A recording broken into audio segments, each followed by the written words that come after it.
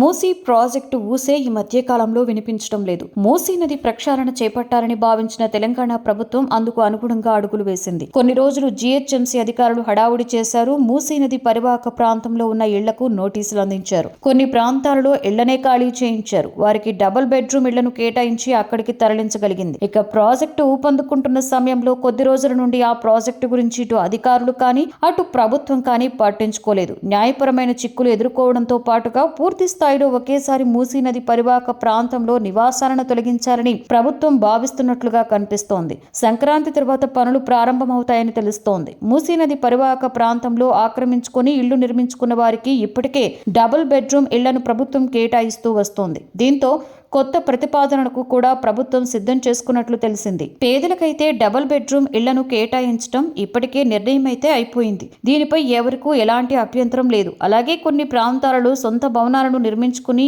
ఏళ్ల తరబడి నివాసం ఉంటున్నారు. వారికి అన్ని అనుమతులు ఉన్నాయి. అలాంటి వారిని అక్కడి నుండి వారి అనుమతులతోనే భవనాలకు కూల్చివేయాలన్న ఆలోచనతో రేవంత్ సర్కార్ ఉన్నట్లుగా అధికారిక సమాచారం. కొత్త ఏడాదిలో మూసీ నది పునరుజ్జీవం పనులు ప్రారంభం చేసేందుకు సిద్ధమయ్యారు. ఇందుకోసం తొలి నాళ్లలో ప్రస్తుతం ఉంటున్న భవనానికి సమీపంలోనే ప్రభుత్వ స్థలం ఉంటే 200 గజాల స్థలం ఇవ్వాలని నిర్ణయించారు. కానీ మరో ప్రతిపాదన కూడా తెరపైకి వచ్చింది. మూసీ నిర్వాసితులకు అండగా ఉండేందుకు రేవంత్ ప్రభుత్వం సిద్ధమైంది. అందులో భాగంగా భూసేకరణ చట్ట ప్రకారం పరిహారంతో పాటుగా బాధితుల కోసం 15,000 ఇళ్లను కేటాయించనుంది. దీంతో పాటుగా బాధితులు ఇళ్లు కట్టుకునేందుకు ఔటర్ రింగ్ రోడ్ చుట్టూ కూడా 150 గజాల స్థలం ఇవ్వాలనే యోచనలో ప్రభుత్వం ఉన్నట్లు తెలుస్తోంది. ఈ ప్రతిపాదనతో వస్తే నిర్వాసితులు అంగీకారం తెలిపే అవకాశం ఉందని ప్రభుత్వం అంచనా వేస్తోంది. మొత్తం మీద మరికొన్ని రోజుల్లోనే రేవంత్ రెడ్డి ప్రభుత్వం మూసీ ప్రాజెక్టును మళ్లీ యాక్టివ్ చేసి నదీ పరివాహక ప్రాంతంలో ఉన్న నివాస భవనాలను కూల్చివేసే ప్రక్రియను ప్రారంభిస్తారని తెలిపింది. ప్రభాత సూర్యుడు